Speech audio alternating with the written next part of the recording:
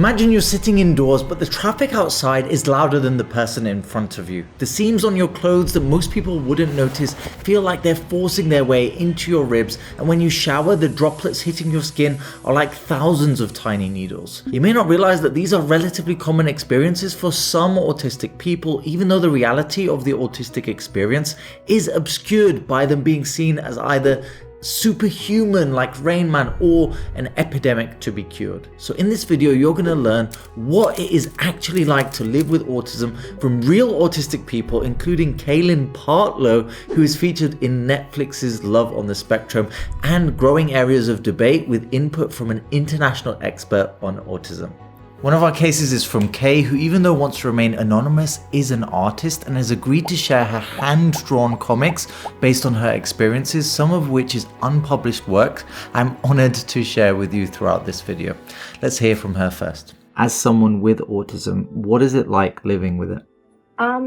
I think the short story is growing up, it was difficult, and as an adult, it is exhausting, but not in the way that a lot of people might think it might be. Growing up as a toddler, I was completely happy. I didn't have any idea I had a disability. I was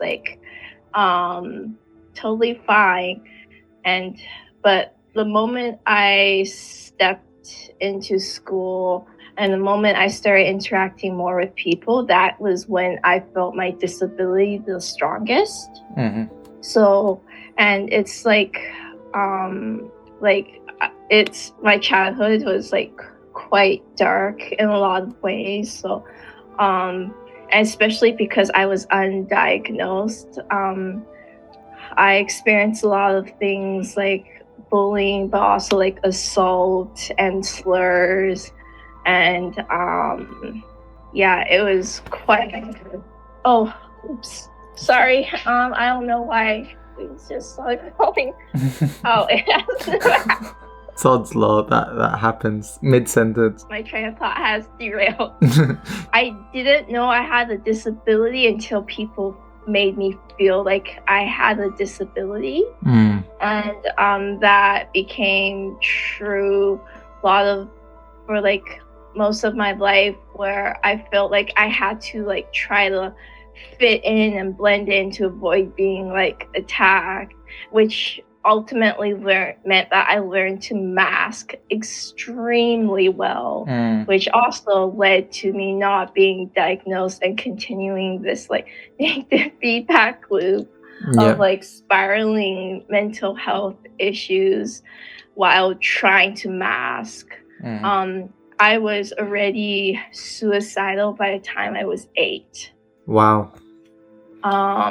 So I would think it was pretty difficult growing up, but over time as an adult, I'm now in a better place, but I still continue to mask because that's what society demands off of me, and it's not trauma magically disappears, right? Yeah. It's I still mask not because I feel like I should. I do it out of fear. And that is why it's so exhausting. We'll talk about this idea of disability later, but even as an adult, even with the clarity of a diagnosis, Kay still describes living in fear as her surroundings make her feel different and disabled. That fear of inacceptance and othering makes her mask who she truly is, acting like a different version of herself to try and fit more what the people around her would expect from her in social situations. Now you may say, and people have commonly said this, what's the problem with that? Masking just means trying to fit in, surely? Well, the research indicates it's not quite so simple. Yes, people who mask may be able to blend in better, but they are doing it without revealing their genuine selves, which for some people can lower their feelings of authenticity. Masking behaviors are also associated with higher levels of anxiety, depression, lower self-esteem, and lower participation in the autistic community. For many people as well, masking can be exhausting, feeling like they're always needing to put on an act, which leads them to burnout. But some people don't stop at this idea of just act normal to fit in. They take things a whole lot further with something called applied behavior analysis. This is still seen as the gold standard of care in many parts of the world, and typically it works like this. Imagine you're an autistic child who is 3 years old and you're told it's time for therapy. Now, that therapy isn't just one session or 12 a year, it's 40 hours of therapy per week. Now you may say, so what if it is benefiting them? Well, here's what usually happens during the session. A therapist who's likely well-intentioned will set goals for your sessions to make you blend into society by acting more like a neurotypical person. That includes moving away from things that are common in autistic people, like stopping you stimming or breaking you away from having special interests. When you do desirable behaviors, you get rewarded, and when you're not working towards these goals, aka continuing to display signs of autism, then you are punished. These 40-hour weeks can keep going for 2 whole years. Does this all sound familiar by any chance? Well, the person who created this method of applied behavior analysis is none other than Ole Ivar Lovaas. The exact same Norwegian-American clinical psychologist Ole Ivar Lovaas who created gay conversion therapy. The same gay conversion therapy that is now seen as coercive and abhorrent. That follows the same principles as applied behavior analysis for autistic people. So why, when we accept that gay conversion therapy is harmful due to denying a person their identity and getting them to act normal, is applied behavior analysis still used for autistic people? Well, one reason is because it works. ABA can achieve its goals quite effectively. In fact, a review of psychological interventions in autistic children with a tendency to harm themselves found that even when taking into account sensory integration therapy or CBT, applied behavior analysis was the most effective at stopping them injuring themselves. There's also evidence that non-verbal autistic children have learned to express themselves and develop language skills as a result of ABA. That means being able to say things like, I don't want to do that, or I'm uncomfortable with that. Developing these skills can give an opportunity for friendships, dating, and collaboration with others. So on one side, we have the potential to affect an autistic person's identity by making them act in a way that makes them feel like there is something wrong with their nature, even with reports of PTSD symptoms as a result. And on the other side, we have an effective behavioral intervention that may help socialization and communication of needs. But just because a person looks and acts better by society's standards, it does not necessarily mean that we have improved their well-being. Kay shares the experience of many when she told us that masking is exhausting, and ABA has been described as masking school by the autistic community. That is why, in general, we are being urged to move away from ABA as a first-line treatment, exploring psychological methods that empower the individual and make them comfortable with their identity rather than a problem to be fixed. To help me understand what that autistic identity might look like, I spoke to the Kaelynn Partlow. Some people see autism as an epidemic to be cured. And others get their example of what it's like living with autism from things like Rain Man and other representations in popular culture. But to you, what does it mean to be autistic? I think if I had to put it short and in a concise way, I would say that for me, autism means that I oftentimes miss what others catch and catch what others miss, which is just to say that the things that are maybe not important or do not stand out to others, so sensory input, for example, maybe other people are not really catching that. It doesn't bother them the way it does somebody like me. And in terms of like missing things, I think that aspect lends itself to the fact that I oftentimes miss some social aspects. So like understanding someone's intentions if they're not abundantly clear. So I think for me, that's what it means. We'll come on to sensory inputs and understanding people's intentions later on, but this framing Kaelynn has is worth a double take. Autism means that I oftentimes miss what others catch and catch what others miss. That is not the first time I've heard autism described in that way, as you'll see shortly, but that isn't all Kaelynn had to say. In your time working through and with autistic people, and through your own experiences, have you noticed any strengths that would come with autism? I think the ability to what they call hyperfocus, which is just when you are able to kind of hone in on a specific topic and learn a lot of information about it and work around it in a proficient way, more so than maybe would be expected from a typical person. I think that can sometimes be a strength that many people on the spectrum are the lucky recipients of. And I would like to think that myself, I'm included in that I have the ability to hyper-focus on the topics that I'm passionate about. So I would definitely count that as a strength for sure. And you mentioned about, topics that you're passionate about. Is there any special interest that you have specifically? Yeah, when I was younger, I was really interested in birds. Like as a 10-year-old, I could sit outside with my eyes closed and just based on like the bird sounds, I could tell you which bird species were in the area.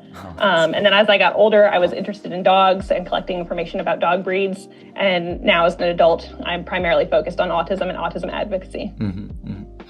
And I think that we'd be doing a disservice if we just spoke about the strengths and not the other side of the coin. Sure. So how do you think that the strengths compare to the challenges that people with autism face? That's a tricky one. I mean, I think that's up to every individual person. I know that some people have no problem saying that autism is a superpower, and if that's how it is for them, I totally respect that. That is not my personal view for myself. I think some of those weaker points can really cause people to have a really hard time in life, even with a lot of support and with a lot of accommodations. The world can just be a really tricky place for someone on the spectrum. Even though Kaelynn here speaks eloquently about the shared autistic struggles with understanding others' intentions and social communication in general, it sounds like the experience is really quite different from person to person.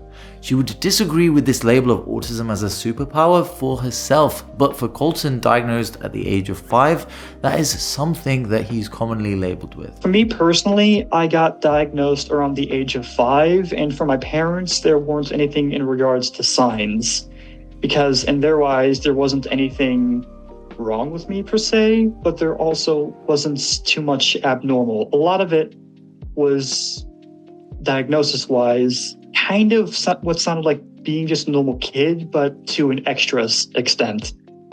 There were a handful of smaller events that got me my diagnosis, such as my mom's friend having a nephew recently diagnosed with autism.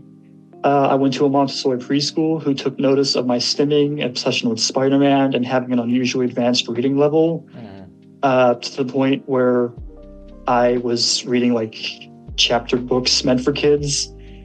And there was also a pediatric follow-up that I assume was probably prompted by me regurgitating a handful of medical terms that the doctor had just said that had them kind of look at me like, you are too young to be knowing how to say that, let alone know what that is.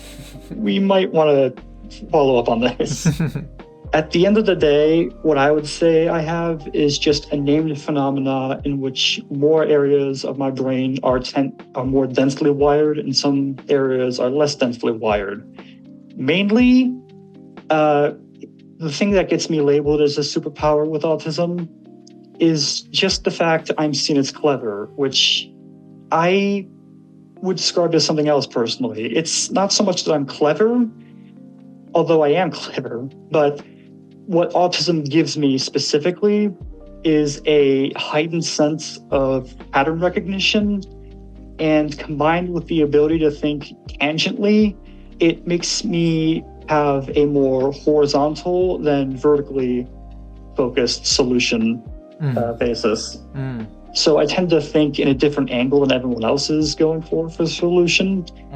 That helps.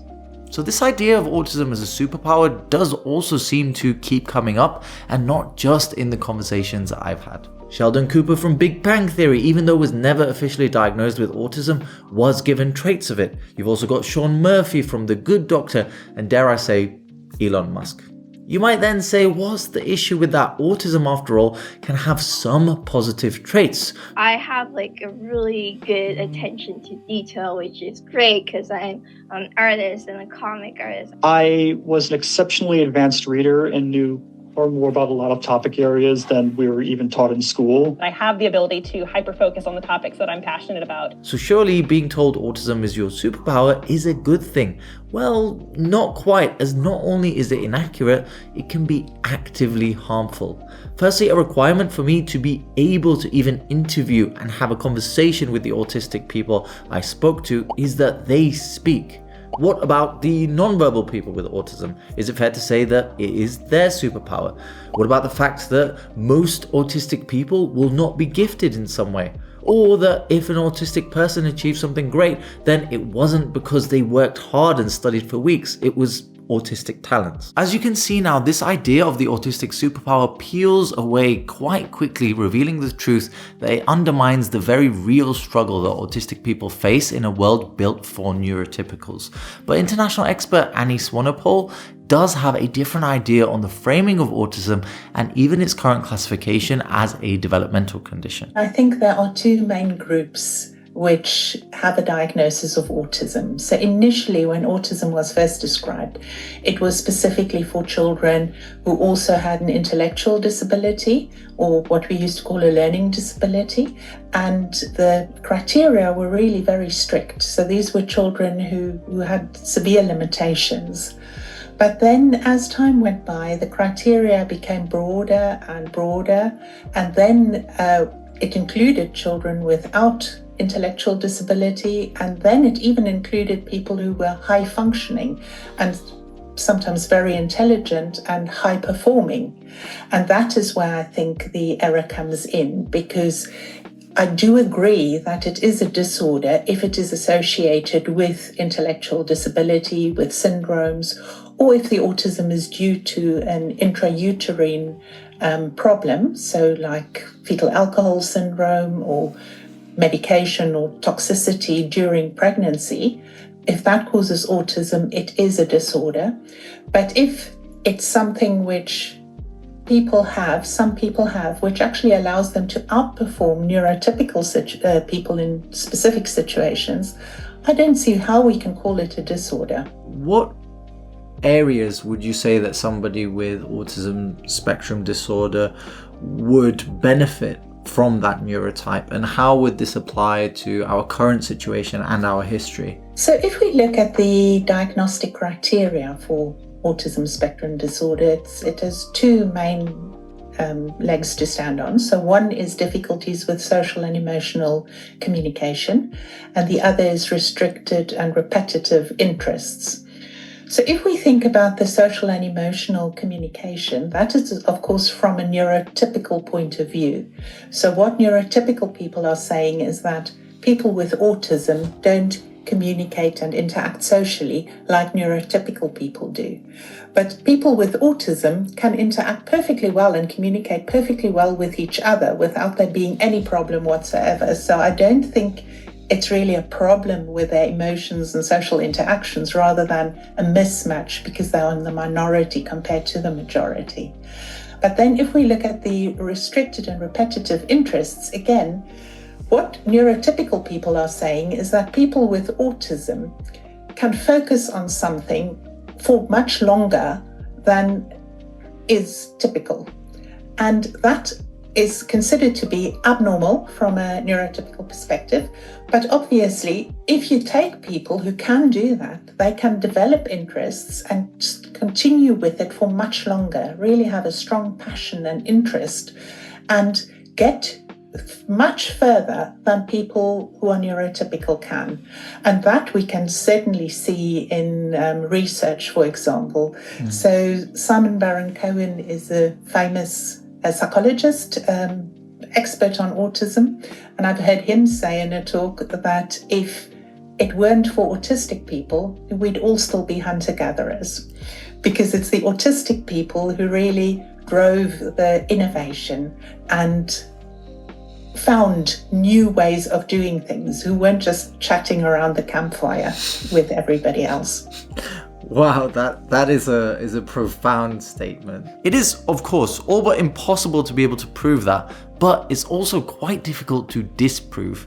Many of history's great thinkers have been suspected to be autistic, even though the label may not have existed in their time. But this idea also feeds into this superpower narrative that we really do want to try and avoid for the reasons already discussed. The question is, why? Why do we have people with autism if it is a disorder? Because natural selection can act on disorders, except if they only occur after reproduction, after the age of reproduction, so that we call in the shadow, because once somebody has reproduced, their genes are in the gene pool. So any disorders which you get in middle age or old age can't be selected out through natural selection. But with autism, it's a neurodevelopmental disorder, so it's there from early days. So we need to understand, why does it still exist? And I think that it's a variation rather than a disorder, and that fits with a neurodiversity perspective. Just thinking about the people listening at home, I'm sure that there's many people out there who say have autism without intellectual disability, who are listening to this and say autism, moving away from a classification of a disorder, may minimize the difficulties that they experience in navigating a modern society, because even though people with autism have an okay time communicating with other autistic people, the truth is that most people in society are neurotypical, and so there is a difficulty with growing up in schools, with interacting with your boss in the workplace or colleagues. And so what would be your response to that perspective, saying that actually they personally feel it's a disorder because of the social difficulties that they've been through? I would say I completely understand that. So what we are looking at is the goodness of fit between the individual and the environment. And that is really, from an evolutionary perspective, what survival of the fittest means. It's not survival of those who are the fastest or strongest or brightest, but those who fit best in the environment and can therefore thrive. And I do think that people with autism are at a disadvantage because they are a minority. So the general situation and environment they're expected to fit in doesn't suit them, because it's more geared to what neurotypical people want and expect. And that, therefore, they can be in a situation where their particular strengths don't fit or are not appreciated in the situation they're in. But we have got the Equality Act. So in the UK, there is law which helps and mandates that reasonable adjustments should be put in place so that people are able to function to the best of their ability.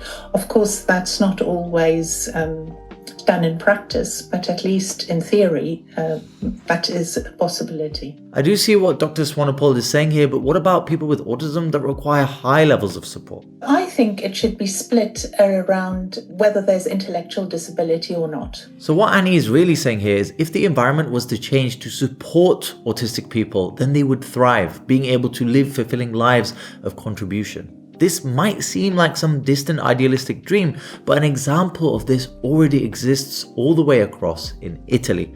A man named Nico Acampora created a pizzeria that employs only autistic people after his son was diagnosed with the condition. Sound absorption in the acoustics, ventilations to remove smells, and sticking to a few basic colours on the wall. One of the staff members, Lorenzo, was self-harming in an institution a few years before working there, but after says that he found purpose and friendship. So if making spaces fit for autistic people can help them function at their best, then maybe Annie is right. Maybe it is the environment that disables many people with autism. But neurotypicals don't seem to be bothered by clanking or intense smells. So what is it that is happening in an autistic person's brain that makes these adaptations even necessary? Well, all of us have a filter that allows us to let in only relevant sensory information. This applies to all our senses like smell, sight, taste, touch, and hearing. It's the thing that helps us focus our attention on the teacher talking rather than the chalk scraping against the blackboard, the freshly baked pizza dough instead of just the tangy olives. In some people with ASD, this sensory filter seems to be too strong, leading to hyposensitivity, like breaking your arm and walking around for 3 days, or the filter is too weak, leading to hypersensitivity, like seeing the red bead in the bush 300 yards away. The scientific community calls these sensory processing differences, but of course they're not the only challenge autistic people face. People with autism can interact perfectly well and communicate perfectly well with each other without there being any problem whatsoever. In terms of communication, isn't necessarily that autism is a communication deficit necessarily, that it could just possibly be like a communication difference. What we're hearing here from an expert and someone with autism is that the deficit in social communication that is a core component of being diagnosed with autism in the diagnostic manual isn't a deficit at all. They didn't mention it, but here they are talking about people with autism who do not have a speech impairment.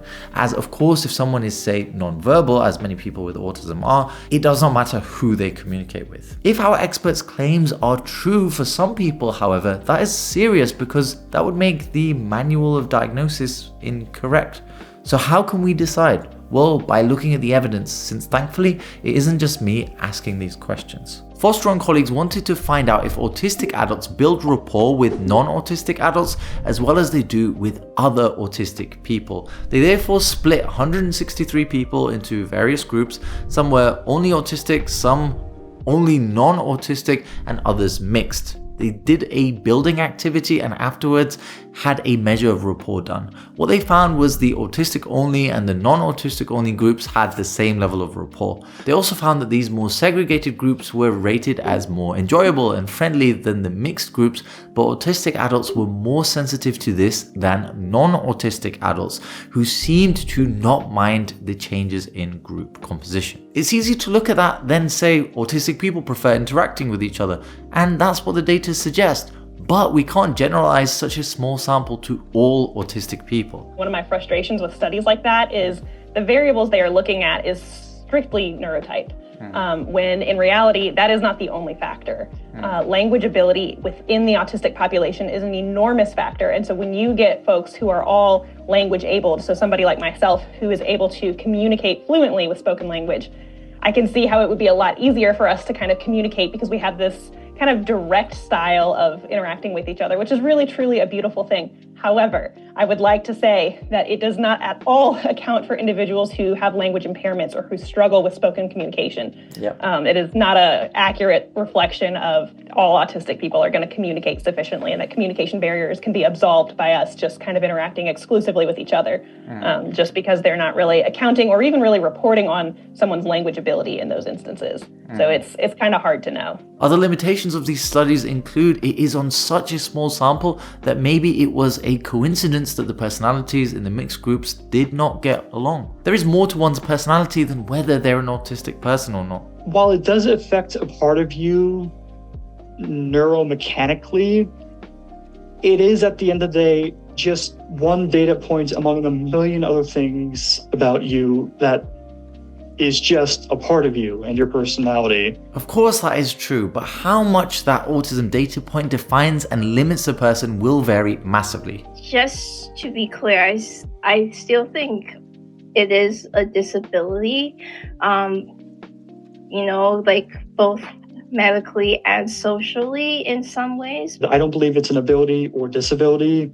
And among autistics, there's a constant argument about whether or not it should be even labeled as a disorder. Personally, I'm neutral on the fence about that. So is autism a disability, a disorder, or a neurotype? That will depend on their intellectual disability, social communication, language abilities, and environment. The jury certainly isn't out for now. That is for each autistic person to decide. Let's also not forget about the plethora of people who may suspect or even know they have autism, but haven't been given a diagnosis. That could be because of fear of discrimination, or getting a diagnosis can be prohibitively expensive, costing between $1,000 to $5,000 in the US for adults.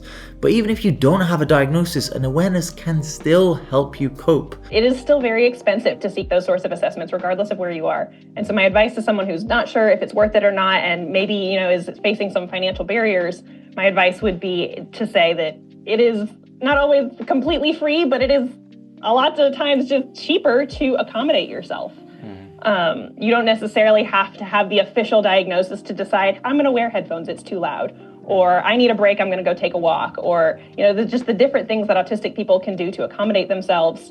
There's no harm in just doing that for your self-diagnosis or not. But the responsibility for action here is not just for autistic people, whether diagnosed or not, but for each and every one of us. We all have a duty to understand that humans are wired differently, and that makes us stronger, not weaker. Making accommodations for this different group of people isn't an option but a responsibility, and will help us all, whether that's through friendship, designing sensory-minded spaces, or accepting your child as they are, not how you think they should be. Because even though we're all wired differently, we all want the same thing: to live better together.